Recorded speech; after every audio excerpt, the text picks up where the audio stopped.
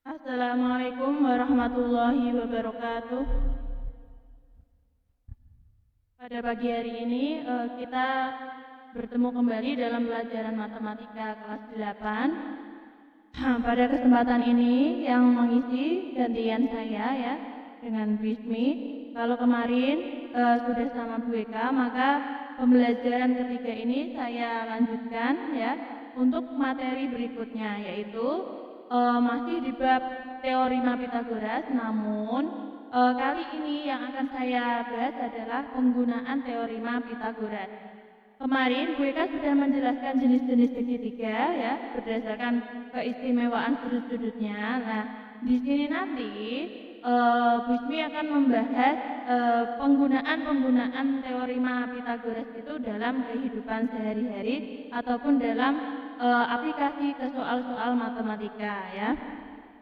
Sebelum kita mulai pembelajaran hari ini, mari kita baca basmalah bersama. Bismillahirrahmanirrahim. Yang pertama ya, kalian siapkan dulu alat tulisnya ya. Setelah itu jangan lupa absen ya.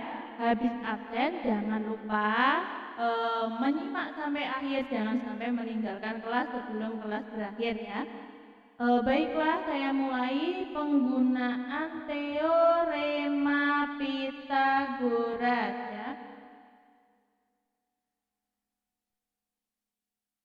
Pada pertemuan sebelumnya kalian sudah belajar ya bagaimana rumus-rumus teorema Pitagoras dan bagaimana segitiga-segitiga istimewa pada materi ini. Nah, kali ini yang pertama penggunaannya itu sudah ada ya sebenarnya di LKS ini. Kalian bisa buka halaman 9 ya. Yang pertama adalah untuk menghitung jarak dua titik yang belum diketahui. Jadi nanti misalkan ada koordinat kartesius dan ada dua titik ya, maka kedua titik itu bisa kita cari dengan menggunakan rumus teorema Pitagoras ya. Yang berikutnya adalah untuk menghitung panjang diagonal sisi dan diagonal ruang pada sebuah kubus ataupun sebuah balok. Nah, dua itu nanti yang akan saya bahas di sini tentunya akan saya berikan latihan-latihan soal. Jadi simak dengan seksama, jangan sampai tertinggal ya, karena bab teorema Pitagoras sudah habis, maka dalam waktu dekat nanti akan saya umumkan atau Bu Eka umumkan kapan ulangannya ya. Oke, yang pertama adalah untuk menghitung jarak dua titik ya. Jarak dua titik.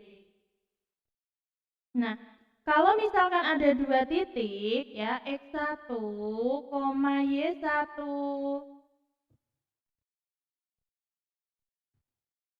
dan X2, Y2, maka kita bisa mencari jarak kedua tersebut dengan menggunakan rumus Pitagoras. Nah, maksudnya bagaimana ya? Kalau kalian ilustrasikan, ini saya ilustrasikan sebelum masuk ke rumus, saya berikan ilustrasi biar kalian makin paham ya. Nah, misalkan ada sebuah ini ya, titik nanti, sebentar, ini saya buat dulu. Ini misalkan sumbu X, yang ini adalah sumbu Y. Maka kalau misalkan X1-nya di sini ya, ini ada titik. Ini adalah X1, Y1 ya. Ada satu lagi titik di sini. X2, Y2. Berapakah jaraknya dari titik A ke B ini jaraknya berapa?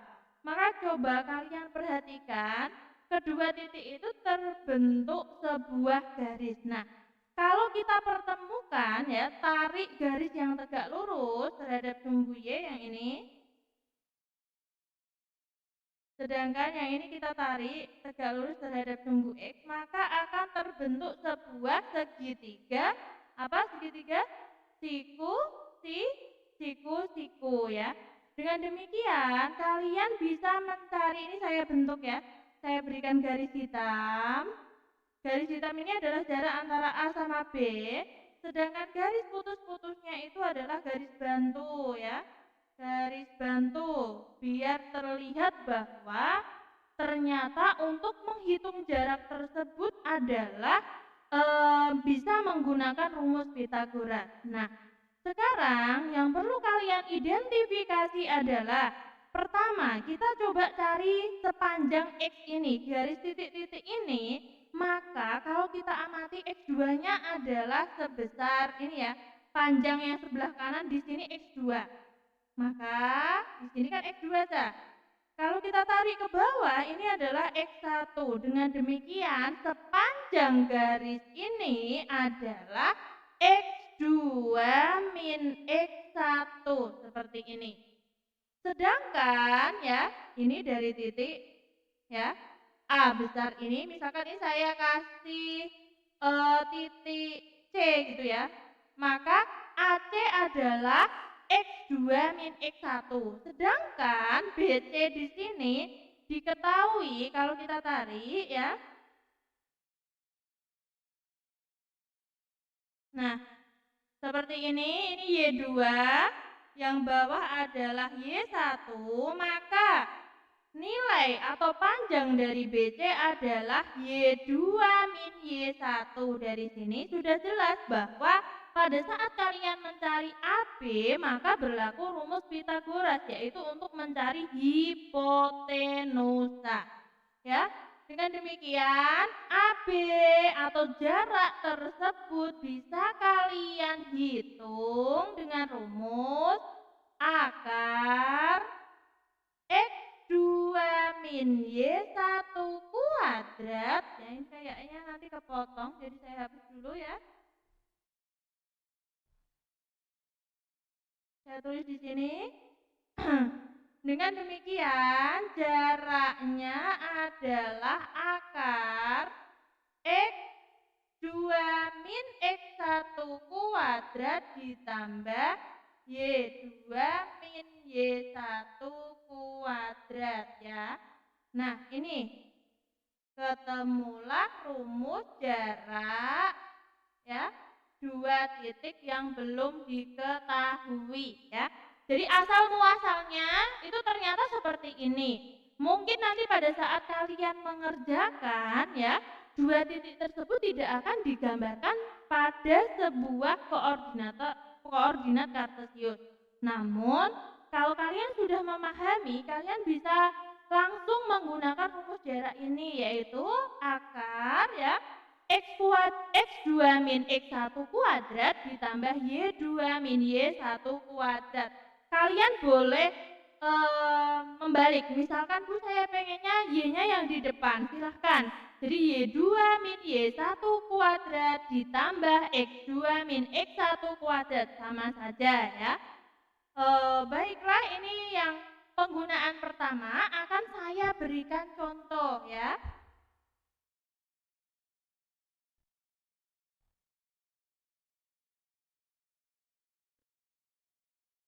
Contoh, misalkan,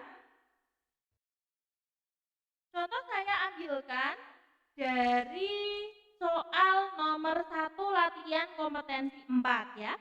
Diketahui titik A min 4,3 dan B 2, min 5. Tentukan jarak antara titik A dan B ya. Kita identifikasi terlebih dahulu. Jadi contoh saya ambilkan dari LK4 latihan kompetensi 4 nomor 1 ya, biar saya tulis itu biar jelas. Baiklah, kita identifikasi dulu Cak. Ini ya, X1, Y1 sama dengan berapa di situ? Min 4,3. Sedangkan X2 Y2 ya, Y2 sama dengan 2, min 5. X1 sudah tahu, X2 sudah tahu, ini ya, Y1 tahu, Y2 juga sama, sudah tahu juga ya. Maka kalian bisa langsung menggunakan rumus yang tadi sudah kita pelajari, yaitu jarak sama dengan, biasakan ya, rumus yang sudah kalian pelajari, tulis rumusnya ya. Jadi dalam mengerjakan biar kalian makin paham, biar ingat terus ya, maka tulis X2 min X1 kuadrat Y2 min Y1 kuadrat. Coba kalian lakukan ini berulang-ulang sampai 3, 4, 5 soal, pastinya lama-lama hafal ya. Nah, kalau hafal insya Allah ya kalian bisa mengerjakan dengan mudah. Nah, kalau belum hafal, kalian pahami dulu ya. Oke, sekarang kita masukkan angka-angkanya. X2-nya berapa? 2. X1-nya berapa? Min 4. Hati-hati. Tanda min plus pada matematika itu sangat berarti ya. Berbeda min, nilainya sudah sangat berbeda. Maka kalian tolong hati-hati, jika ada soal berbentuk minus, langsung dikasih kurung saja ya. Jangan sampai nanti salah hanya gara-gara hasilnya. Itu ya, karena kalian nulisnya min ditulis plus atau plus ditulis min, seperti itu. Kuadrat ditambah Y2-nya min 5, min 3 kuadrat. Maka min kali min plus ya, 2 ditambah 4, 6. 6 kuadrat berapa? 36.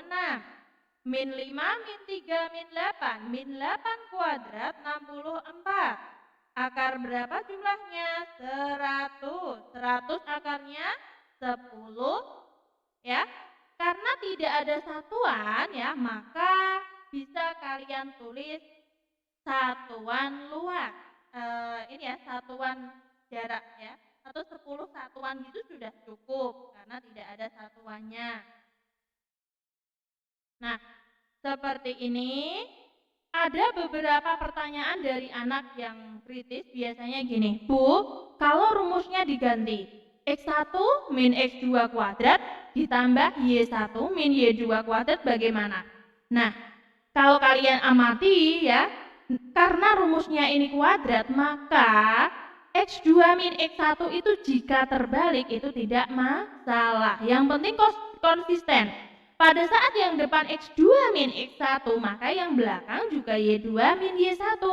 Pada saat yang depan X1 min X2, maka yang belakang juga Y1 min Y2. Seperti itu ya.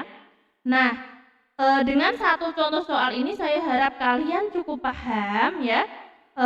Untuk berikutnya saya akan menerangkan penggunaan teorema Pythagoras ya pada kubus dan balok ya. Jadi yang kedua penggunaannya adalah untuk menghitung diagonal sisi dan diagonal ruang pada kubus ataupun balok ya. Ini menghitung diagonal sisi dan diagonal ruang. Sebelum kalian melanjutkan, terlebih dahulu kalian harus memahami istilah ini ya. Istilah ini sudah kita pelajari tentunya dari SD ya. Apa itu diagonal sisi dan diagonal ruang ya.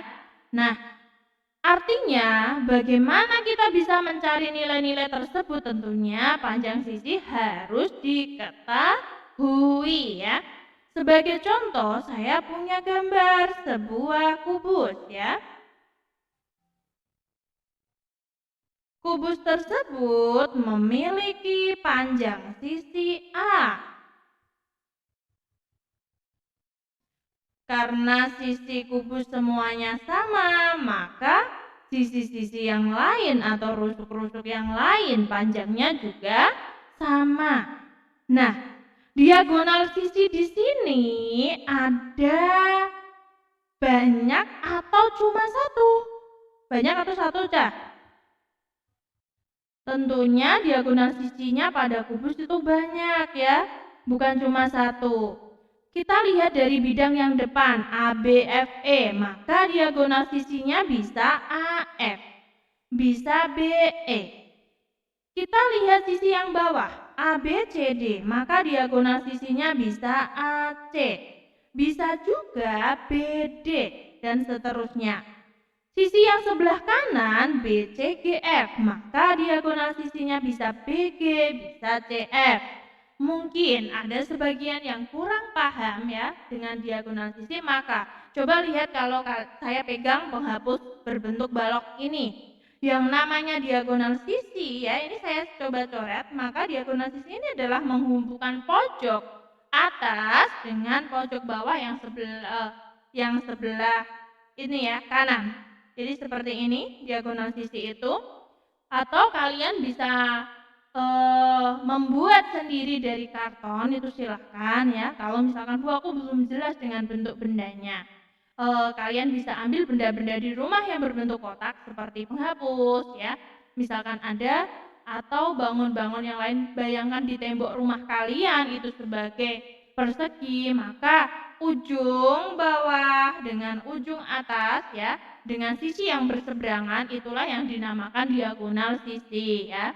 Nah, bagaimana cara mencari diagonal sisinya? Diagonal sisinya ternyata membentuk rumus ya. Membentuk apa ini ya? Sisi, kok masih di sisi ya? Diagonal sisinya itu membentuk segitiga Pitagoras ya. Kalau kita tarik dengan sisi-sisinya, maka berlaku sebuah rumus, yaitu akar kalau sisinya A kuadrat ditambah A kuadrat. Maka 2A kuadrat. 2 tidak bisa diakar atau tidak pas ya. A kuadrat bisa diakar menjadi A, maka diagonal sisinya adalah A akar 2 ya. Jadi misalkan ini ABCD, maka AC ini adalah A akar 2. Nah, sekarang kalau misalkan saya nanya AG berapa? AG, kita tariklah ya AG. Maka AG ini yang namanya diagonal ruang. Kalau kalian perhatikan, diagonal ruang ini juga membentuk sebuah segitiga siku-siku Pitagoras ya. Maka berlaku juga rumus segitiga Pitagoras, yaitu alasnya berapa? A akar 2, alasnya tadi dari diagonal sisi, ditambah tingginya A kuadrat. Maka ya, kita kuadratkan A kuadrat, ini ya, A dikuadratkan A kuadrat, akar 2 dikuadratkan, akarnya hilang jadi 2A kuadrat ditambah A kuadrat. Maka akar 3A kuadrat, 3 di akar tidak pas ya, maka dia merupakan angka bentuk akar. Jadi tidak perlu mempersusah diri dengan mengakarkan, tapi biarkan saja akar 3. Kalau A kuadrat di akar adalah A akar 3. Nah, ada 2 rumus ini yang merupakan aplikasi dari teorema Pitagoras. Nah, tentunya kedepannya kalian kalau belajar bangun ruang sisi datar, jika sudah hafal rumus ini tentunya mudah sekali untuk menerapkannya. Kalian tidak perlu repot menghitung dan bisa kalian gunakan rumus langsung. Diagonal sisinya adalah A akar 2, diagonal ruangnya adalah A akar 3 ya. Nah, rumus ini bisa dihitung dulu ya, dicatat dulu. Ingat catatan, sewaktu-waktu saya suruh mengumpulkan ya. Jadi tolong diperhatikan dan dicatat apa yang saya perintahkan. Yang tertinggal, yang masih ikut AKM hari ini bisa menyusul ya, nonton videonya dan meringkas rumus-rumusnya ya. Baiklah, saya akan berikan contoh ya. Contoh untuk penggunaan teorema Pitagoras yang kedua ini. Biar LKS-nya kepake, saya bahas ini ya. Di sini ada contoh soal nomor 5 ya. Contoh saya ambilkan dari ini LKS LK4 nomor 5 ya. Sebuah bak mandi pada bagian dalam berukuran 80 kali 90 kali 120. Semuanya satuannya senti. Bak tersebut selanjutnya diisi air hingga penuh. Setelah terisi penuh, sebuah pipa dicelupkan ke dalam bak tersebut. Berapakah panjang pipa maksimal yang dapat dicelupkan? Nah, kalau misalkan seperti ini, maka bentuknya apa, Cah? Bentuknya adalah sebuah balok ya. Jadi, tadi yang pertama adalah untuk sebelum saya bahas contoh nomor 4 ini ya, nomor 5, rumusnya saya tambahi ya. Untuk balok seperti apa gitu. Nah, saya tulis, saya gambar dulu. Tadi kan untuk kubus. Sekarang untuk balok.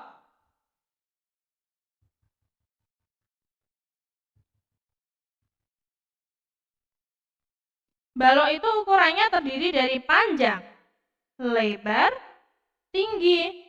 Dengan demikian, pada saat mencari diagonal sisi, kalian harus peka ya. Sisi mana yang ditanyakan? Jangan asal-asalan, karena nanti hasilnya bisa salah.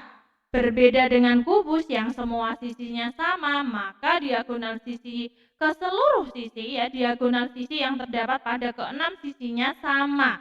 Sedangkan balok ini kalau kita amati gambarnya, maka yang sama adalah bagian depan dengan belakang, atas dengan bawah, kanan dengan kiri ya. Dengan demikian kalau misalkan saya tanya AC, maka AC itu sama dengan BD, sama dengan EF, sama dengan FH ya. Sedangkan diagonal sisi AF sama dengan DG, diagonal sisi ini ya, diagonal sisi BE sama dengan CH. Seperti itu. Nah, tetapi untuk mencari diagonal ruang AG, kalian bisa langsung. Nah, kalau diagonal sisi ABC ya, AC kan akar dari P kuadrat ditambah L kuadrat. Nah, maka diagonal ruang untuk kubus kok kubus ya saya? Balok. Maaf ya, ada salah. Akar panjangnya, ini panjang kuadrat, lebar kuadrat ditambah tinggi kuadrat. Ini rumusnya ya. Berlaku untuk seluruh balok ya.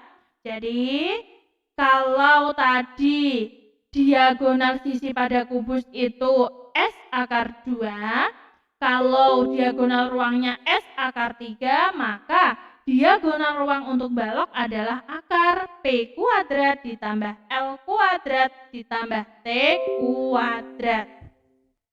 Nah, baru tadi contoh soal nomor 5 itu pakai rumus ini ya. Contoh soal nomor 5. LK4 nomor 5 ya.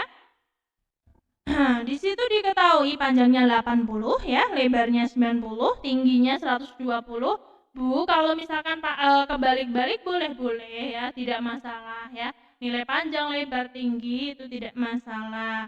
Namun ya, kita sesuaikan yang panjang itu berarti yang paling depan, lebar itu adalah yang tengah, tinggi adalah yang paling belakang. Kita cari panjang pipa ya. Maksimal pipa ya.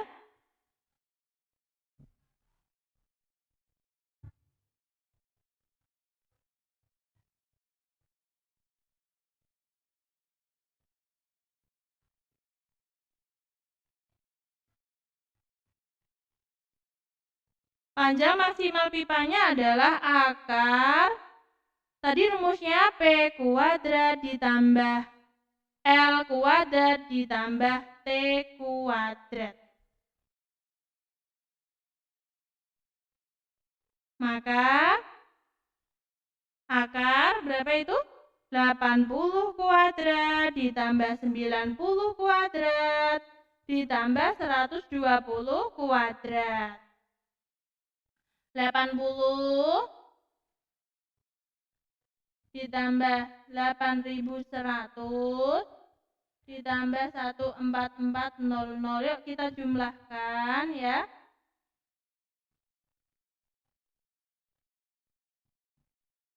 5, jangan malas hitung ya Mas, Mbak ya. 28900.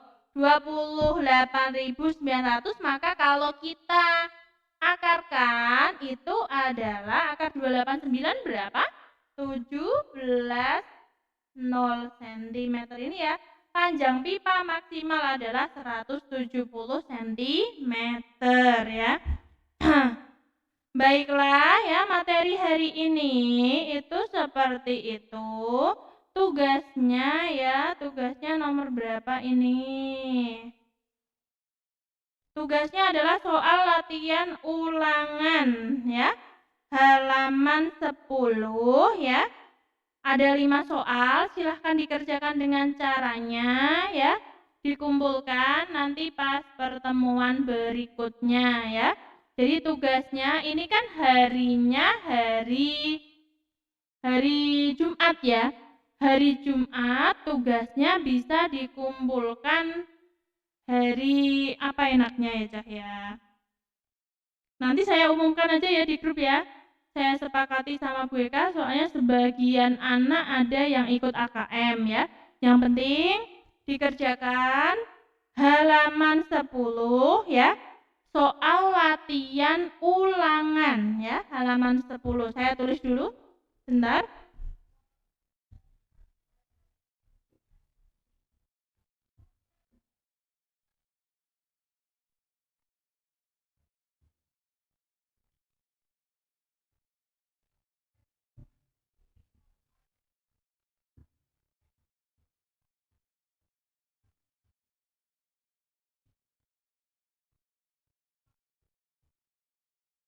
Tugas matematika ya, saya tuliskan di sini.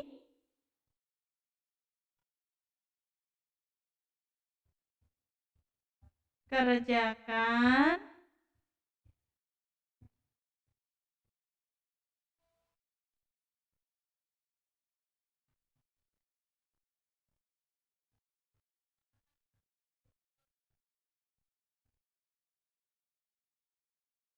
halaman 10. Jadi ini tugasnya. Kerjakan latihan ulangan halaman 10 ya, nomor 1 sampai 5 ya. Di situ ada pilihan gandanya, namun tolong kalian kerjakan beserta itu cara-caranya ya. Nanti untuk pengumpulan tugas saya umumkan ya, menyusul di grup WA. Yang penting kalian tetap mengerjakan. Sekian pertemuan hari ini, semoga sedikit materi tadi bermanfaat untuk kalian ya. Semoga ini ya, pandemi ini segera berakhir dan kita bisa bertemu di kelas kembali. Assalamualaikum warahmatullahi wabarakatuh.